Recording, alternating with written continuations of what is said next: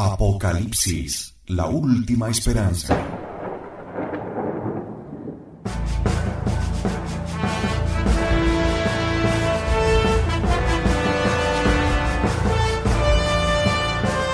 El tiempo se está acabando.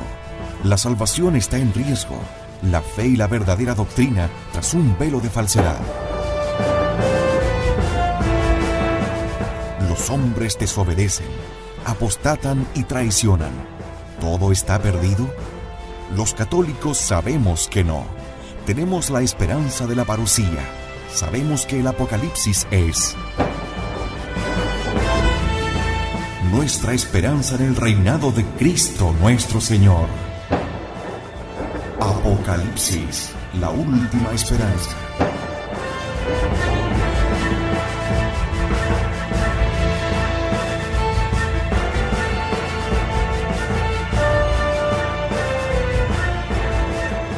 En Convicción Radio.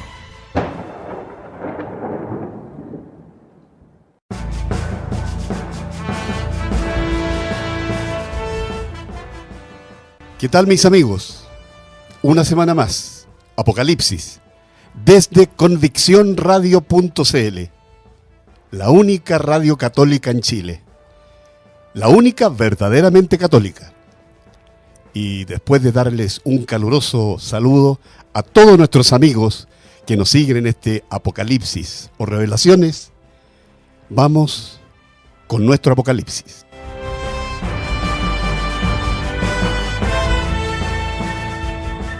Versículos 15 y 16 en el mismo capítulo 17 que estábamos viendo la semana anterior.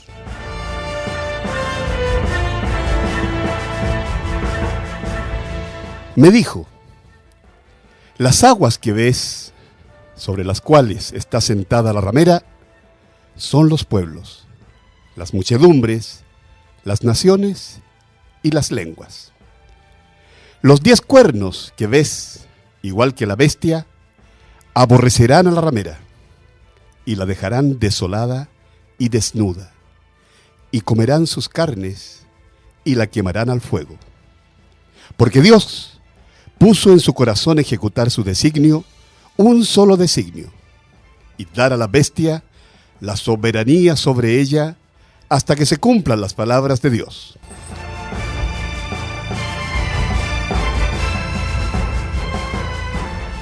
Entonces, en el mismo capítulo 18, versículos 17, 18 y 19.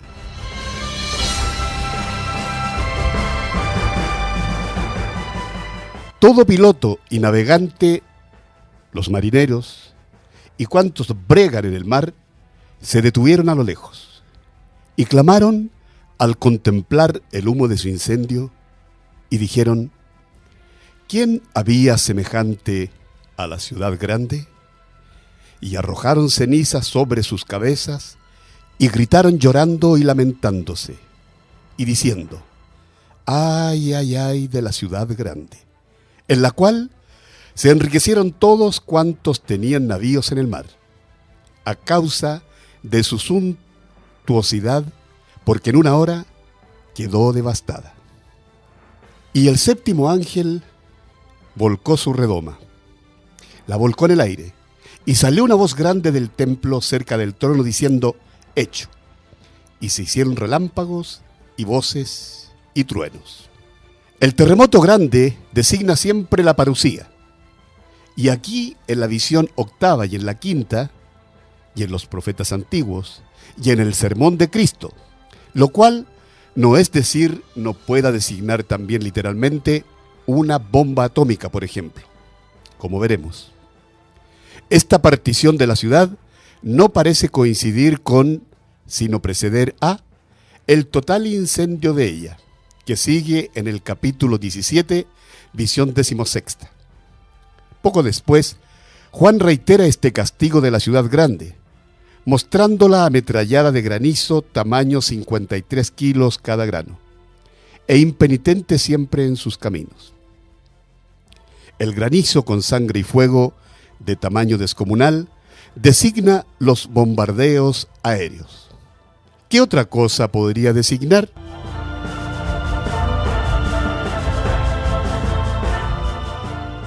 el regocijo de los santos.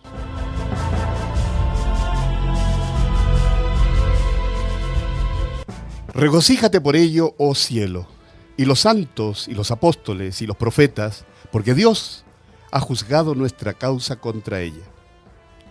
Un ángel poderoso levantó una piedra como una rueda grande de molino y la arrojó al mar, diciendo: con tal ímpetu será arrojada Babilonia, la gran ciudad, y no será hallada.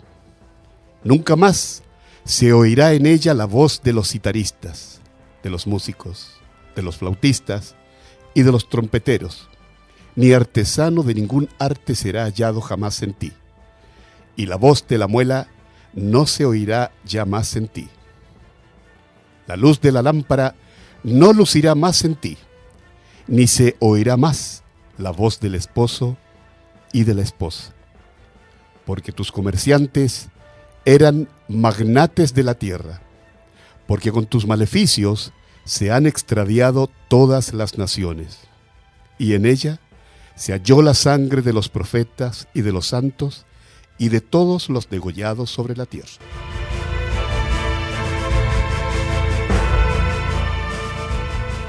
Hay 3 Babilonias en la Escritura: la Babel literal de los profetas, enemiga y opresora secular del pueblo de Israel. Esta Babilonia es la Babilonia típica, es decir, la que de acuerdo a todos los padres, a todos los exégetas, es el tipo del que yo les he hablado anteriormente. Reitero esto porque es importantísimo. Una profecía tiene 2 destinos: el típico, que corresponde a la época en que se hizo, y el antitípico, que es el que corresponde a nuestros tiempos, es decir, a estos que están tan próximos, la parusía. Entonces, esta Babilonia típica, que es Roma, llamada así por San Pedro y San Juan, y la Babilonia antitípica, que es la del fin del mundo, la de las postrimerías, de la cual esta es prefiguración y bosquejo. Pero antes de entrar en la primera de las 3 visiones cúspides del Apocalipsis, la gran ramera, el reino milenario y la nueva Jerusalén, es bien resumir las 7 redomas, con los versos de un poeta, como dice el padre, pero es refiriéndose a él mismo, aunque él se dice es un poeta segundón. No eres feliz, mundo sin Dios. Creías que sin Dios todo igual iría marchando con más un haz de nuevas alegrías.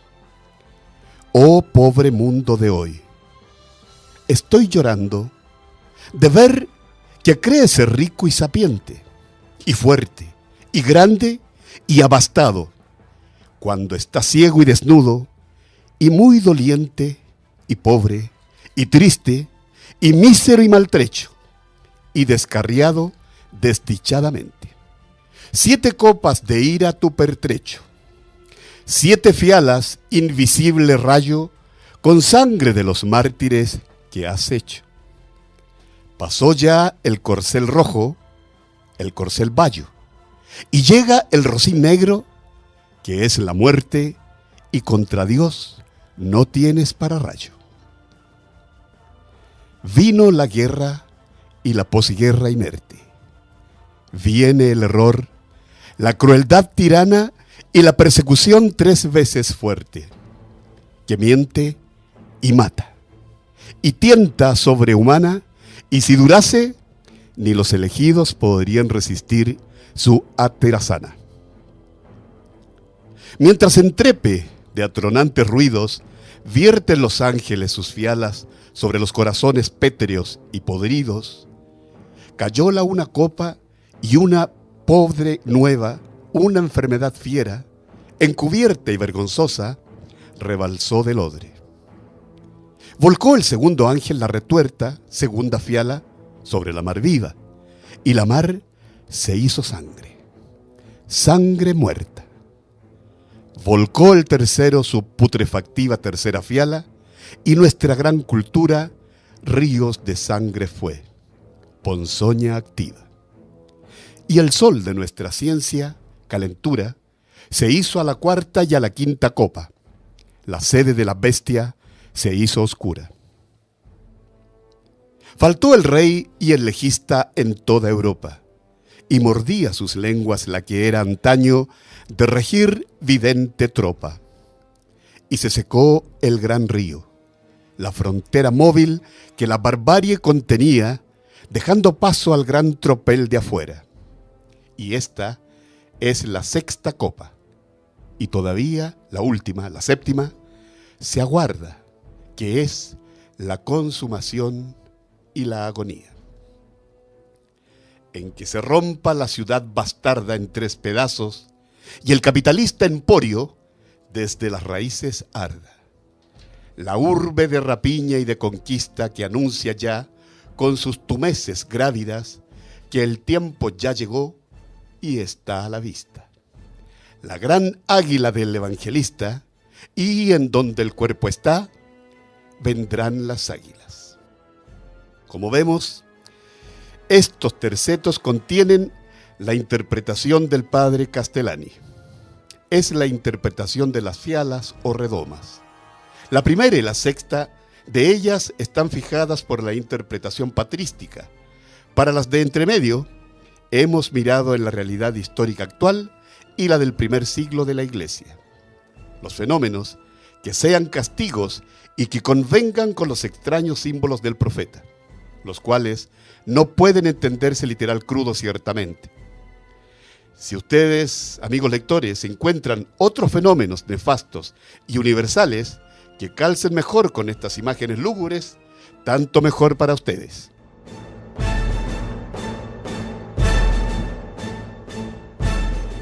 Vamos ahora a los versículos 20 y 21.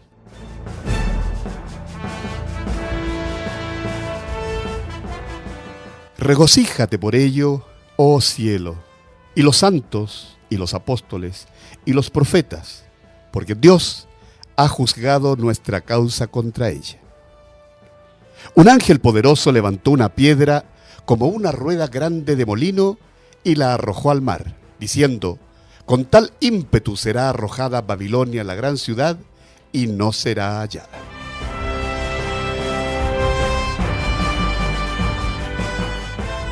Estamos en la gran guerra.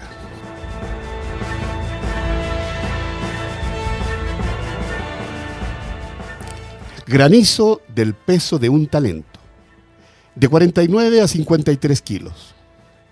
Mas ese era el peso de los proyectiles, de catapultas y balistas, que eran la artillería de la antigüedad. Esta granizada que cae del cielo y destruye aparentemente hasta las montañas, las cuales no pueden atajar a los aviones. Granizo, que en otro lugar señala el profeta, como mezclado con fuego y sangre, representa con viveza y propiedad bombardeos de artillería aérea. ¿Y qué otra cosa podía representar?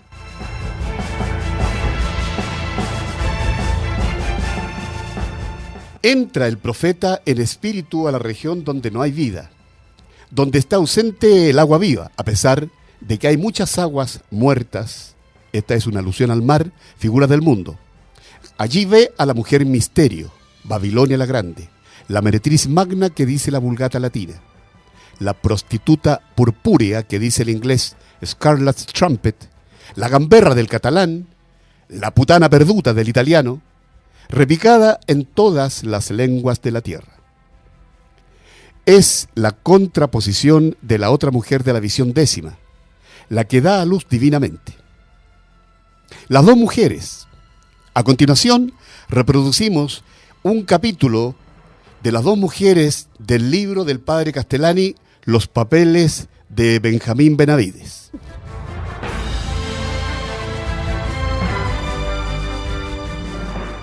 Hacia el término del Apocalipsis, aparecen en él dos mujeres misteriosas, una madre y una mala hembra. Una de las reglas capitales de interpretación que formuló muy bien don Manuel Rosell, canónigo de Madrid, en su precioso librito Reglas y Observaciones para entender la Sagrada Escritura, escrito en 1798. Es la recta lectura de las imágenes. Hay que saber lo que cada figura sensible significaba para los autores y oyentes de los libros sacros. Los cuernos no significan lo mismo para nosotros que para un hebreo. Por ejemplo, los 10 cuernos significan 10 reyes. Para conocer las asociaciones de imágenes del hebreo, no siendo uno hebreo, no hay nada mejor que la misma escritura sacra. La mujer significa en la escritura constantemente Israel, es decir, la religión. Dios apostrofa a su pueblo como a una adúltera o lo requiebra como a una novia. Los deuteroprofetas abandonan incluso la imagen de reino para insistir en la figura de esposa. Cristo llamó a su gente generación adúltera. San Pablo representó a la iglesia con la figura de una doncella. Virginem castam exhibere Cristo, una virgen pura que dar en matrimonio a Cristo. Las dos mujeres del Apocalipsis representan la religión en sus dos polos extremos, la religión corrompida y la religión fiel, la forneguera sobre la bestia roja y la parturienta vestida del sol de la fe, pisando la luna del mundo mudable y coronada de la 24 diadema estelar, patriarcal y apostólica. Estos dos aspectos de la religión son perfectamente distinguibles para Dios, pero no siempre para nosotros. La cizaña se parece al trigo y no será separada hasta la siega. Por eso son dos los ángeles que siegan en la visión 14ª. Uno corta la mies madura y otro vendimia los racimos que han de ser pisoteados en el lagar de la iracundia divina, los agraces. Debemos apartarnos del mal, pero no podemos juzgar al malhechor. El juicio pertenece solamente a Dios. Una prostituida no se distingue ni en la naturaleza ni en la forma de una mujer honesta. Sigue siendo mujer, no se vuelve bestia. Está sentada sobre la bestia. Eso es lo que significa también el pseudo profeta de la visión 11. Está al servicio del anticristo, pero se parece al Cristo. Hablaba como el dragón, pero tenía 2 cuernos semejantes al cordero. Cuando vino Cristo, eran tiempos confusos y tristes. La religión estaba pervertida en sus jefes y consecuentemente en parte del pueblo. Haced todo lo que os dijeren, pero no hagáis conforme a sus obras. Cristo no abandonó la sinagoga por eso, sino que se hizo matar por purificarla. De su corazón abierto nació la iglesia, que primordialmente fue judía. Cuando Cristo vuelva, la situación será parecida. Solamente el fariseísmo, el pecado contra el Espíritu Santo, es capaz de producir esa magna apostasía que él predijo. La mayor tribulación desde el diluvio acá será producida por la peor corrupción, la corrupción de lo óptimo. El dolor, solo remediable por Dios en persona, es el producido por la corrupción irremediable, la sal que pierde su salinidad. Por eso San Juan vio en la frente de la ramera la palabra misterio, y dice que se asombró sobremanera. Y el ángel le dice: ven y te explicaré el misterio de la bestia. Es el misterio de iniquidad, la abominación de la desolación. La parte carnal de la iglesia ocultando, adulterando y aún persiguiendo la verdad, es decir, la sinagoga de Satanás. Por eso, la parte fiel de la iglesia padecerá entonces dolores como de parto, y el dragón estará a punto de tragar a su hijo, que solo se salvará por milagro, y ella se salvará solamente huyendo a la soledad con 2 alas de águila, y aún allí la perseguirá la riada de agua sucia y torrentosa que el dragón lanzará contra ella. La nueva esposa, pura y sin mácula, inmaculadamente concebida de nuevo. La esposa comete adulterio cuando su legítimo Señor y esposo Cristo no es ya su alma y su todo, cuando los gozos de su casa no son ya toda su vida, cuando codicia lo transitorio del mundo en sus diversas manifestaciones, cuando mira sus grandezas, riquezas y honores con ojos golosos, cuando, como Israel un día, busca la alianza de un poder terreno contra la amenaza de otro poder terreno, cuando los teme demasiado, cuando reconoce al mundo como una realidad muy ponderable y lo mira como una potencia cuya ira procura evitar a cualquier costo, cuyo agrado y benevolencia solicita, con cuya sabiduría, educación, ciencia, cultura, política, diplomacia, está encantada. Esto es lo que llama el profeta fornicar con los reyes de la tierra. Fornicación llaman los profetas a la idolatría. Fornicar con los ídolos significa poner los ídolos en lugar de Dios, el legítimo esposo de nuestras mentes. Fornicar con los reyes de la tierra significa poner a los poderes de este mundo en el lugar de Dios. Primero, se fornica con el corazón desfalleciendo en la fe. Después, en los hechos, faltando a la caridad. El error fundamental de nuestra práctica actual, y aún de la teoría a veces, es que amalgamamos el reino y el mundo, lo cual es exactamente lo que la Biblia llama prostitución. ¿No hay ahora sacerdotes políticos que quieren salvar a la Iglesia por medio de la democracia, o el racismo, o cualquier otro sistema político? ¿No hay actualmente predicadores famosísimos que prometen a las masas lisonjeadas una resurrección del mundo, una especie de reino milenario de felicidad temporal, por medio de la hegemonía moral y religiosa de Italia entre las naciones, hegemonía prometida y querida según ellos, por Dios mismo? ¿Dónde está en la Escritura esa promesa? Esto equivale simplemente a asimilar a Italia con la mujer vestida de sol. Eso no está en la Escritura. No hay en la Escritura promesas de hegemonías para las naciones, para nadie, excepto de Israel. De la nueva Israel, lógicamente, perdonada y purificada. Si alguna hay, es la promesa de la hegemonía nefanda de la gran ramera, asentada sobre el poder político tiránico de la bestia de 7 cabezas y 10 cuernos. Los sacristanes, los profesores de historia eclesiástica, los monseñores politicones y los vendedores de artículos para el culto católico dicen que nunca ha estado la Iglesia mejor que hoy día. Esto el padre Castellani se lo escuchó directamente, entre otros, a Monseñor Franceschi.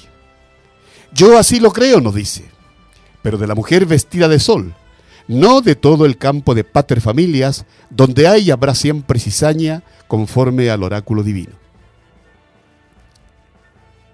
Ellos hablan de otra cosa. A veces hablan netamente de la otra mujer. Confunden a las dos mujeres, o se confunden a sí mismos con la Iglesia. Porque el mercenario, y que no es pastor, viendo venir el lobo, huye y se pone a salvo, porque a él no le importa de las ovejas. Un cristiano le decía hace poco, cuenta el padre Castellani, estamos peor que en los tiempos de Cristo. Entonces se podía decir, haced todo lo que os dijeren. Ahora Sencillamente no. Y tenía toda la razón. Tened cuidado. Tened cuidado con los sembradores de cizaña, que son hoy no solamente el hombre enemigo, sino también algunos de los siervos del pater familias. La exégesis anglicana de Auberlen y Benson ha visto perfectamente esta verdad, solo que ellos ignoraban otra, la verdad de la iglesia visible, y por no verla, pervierten todo el conjunto. Dios mantendrá sus promesas acerca de la infalibilidad de la doctrina en el Magisterio Supremo. Aun cuando todo parezca anochecido, brillará esa luz. En los últimos días, el residuo de cristianos fieles y su jefe serán visibles. ¿Y de qué manera? Serán explosivamente visibles, a causa mismo de la furiosa persecución contra ellos, aunque no serán visibles para los perseguidores, que estarán, conforme está dicho a la iglesia de Laodicea, estarán ciegos. El mundo odiará a los dos últimos testigos, tanto que cuando el anticristo los mate, se enviarán gozosos regalos unos a otros, porque el mundo los odiará, y ellos darán fastidio al mundo entero. Y seréis odiados de todo el mundo por causa mía. Eso lo dijo nuestro Señor Jesucristo. Así que hoy conviene probar todo espíritu y quedarse solamente con el que es bueno, porque mucho cuidado, las dos mujeres son gemelas. Las dos mujeres son hermanas, nacidas de una misma madre. La religión, la religiosidad, el profundo instinto religioso ineradicable en el ser humano. Y la bestia de la tierra se parece al cordero, hace prodigios y portentos, promete la felicidad y habla palabras hermosas llenas de halago. Promete el reino en este mundo.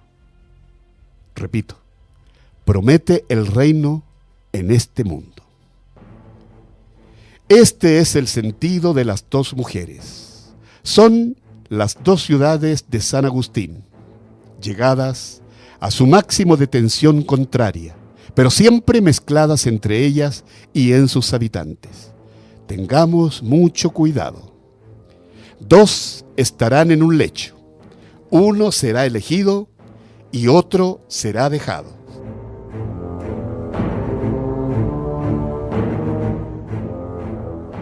Además, y después de este sentido general, no negamos que haya otro sentido peculiar más concreto aún.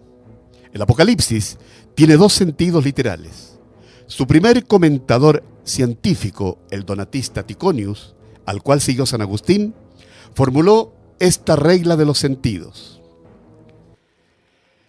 Narró pues el espíritu escondiendo lo general en lo particular. Y lo malo es que al narrar lo particular pasa totalmente a veces a lo general, que el paso no se distingue muy claro. El significado concreto y ya escatológico de las dos mujeres es este, según parece. La mujer celestial y afligida es el Israel de Dios. Israel hecho iglesia. Y concretamente, el Israel convertido de los últimos tiempos. La mujer ramera y blasfema es la religión adulterada ya formulada en pseudoiglesia en los últimos tiempos, prostituida a los poderes de este mundo y asentada sobre la formidable potencia política y tiránico imperio del anticristo.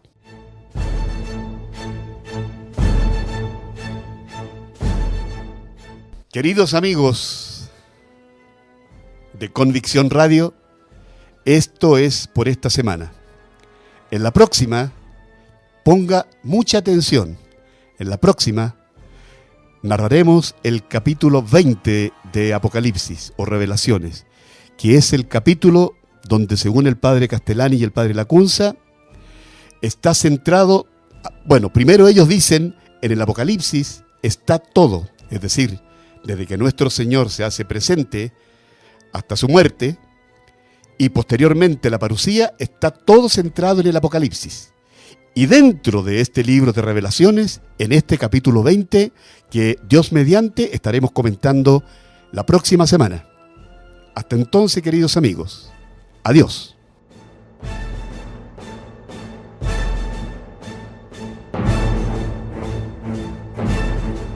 Apocalipsis, la última esperanza.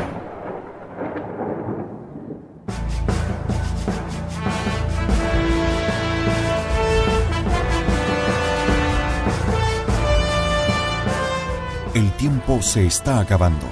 La salvación está en riesgo. La fe y la verdadera doctrina tras un velo de falsedad. Los hombres desobedecen, apostatan y traicionan. ¿Todo está perdido? Los católicos sabemos que no. Tenemos la esperanza de la parusía. Sabemos que el Apocalipsis es nuestra esperanza en el reinado de Cristo nuestro Señor.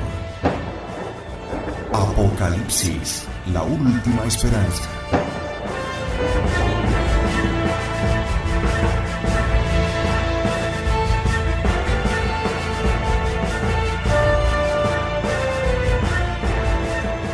En Convicción Radio.